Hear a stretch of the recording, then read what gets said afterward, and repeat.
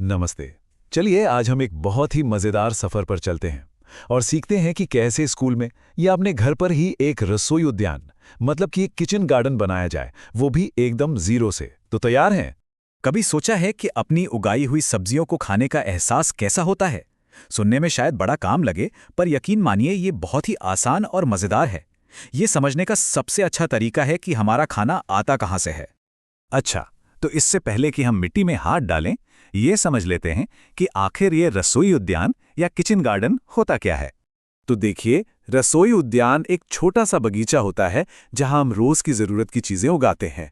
सोच कर देखिए, ताजे ताजे बैंगन, खीरा या फिर धनिया और पुदीना, सब कुछ आपके अपने बगीचे से सीधा आपकी प्लेट में।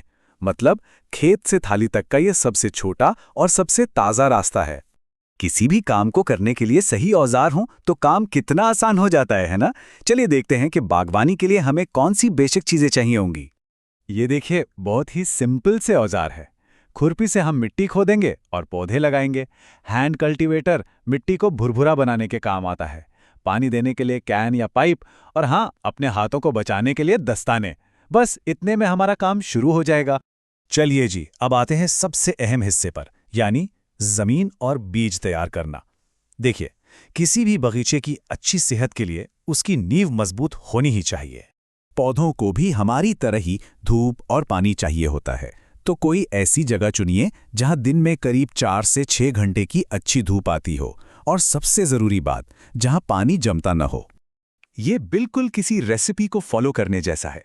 सबसे पहले मिट्टी को अच्छे से ढीला और नरम कर लें ताकि जड़ों को फैलने में आसानी हो।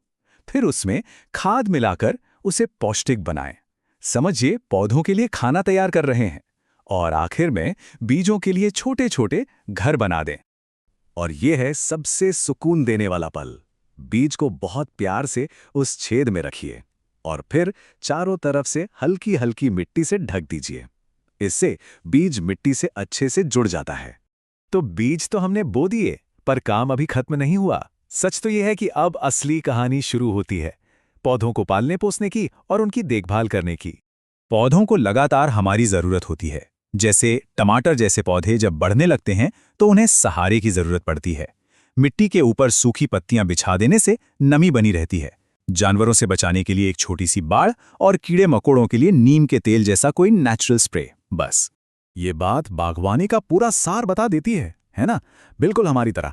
जैसे हमें आगे बढ़ने के लिए खाना, पानी और देखभाल चाहिए, ठीक वैसे ही पौधों को भी चाहिए। कितनी सीधी और सच्ची बात है। और अब वो पल जिसका हम सबको इंतजार रहता है, हमारी पूरी मेहनत का फल, यानी फसल की कटाई।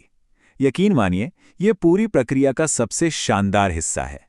जरा इन तस्वीरों पर नजर डालिए। एक तरफ है गमले में लगा एक छोटा सा पौधा, और दूसरी तरफ हैं उसी से मिले ताजे बैंगन। ये जो एक बीज से लेकर खाने की प्लेट तक का सफर है ना, यही तो है बागवानी का असली जादू।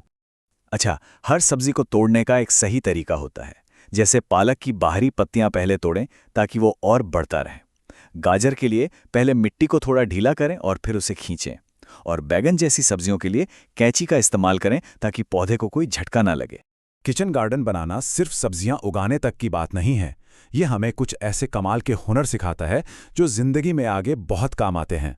जब हम एक नन्हे से बीज को एक पूरे पौधे में बदलते देखते हैं, तो हम असल में कुदरत के एक चक्र को समझते हैं। हम सीखते हैं कि कैसे कुदरत का ख्याल रखा जाए, और ये ज्ञान आज की दुनिया में कितना जरूरी है, ये तो हम सब जानते हैं। इस एक एक्टिविटी से हम प्लानिंग करना, सब्र रखना और किसी चीज की देखभाल करना सीखते हैं। ये हमें खेती और बागवानी की बेसिक बातें सिखाता है, जो आगे चलकर माली या किसान जैसे करियर के लिए भी एक अच्छी शुरुआत हो सकती है। तो इतनी सब बातों के बाद अब सवाल ये है कि शुरुआत कहाँ से की जाए? हो सकता है एक छोटे से गमले में धनिया लगाकर, या फिर क्यारी में टमाटर लगाकर। सोचिए, आपका वो पहला बीज कौन सा होगा?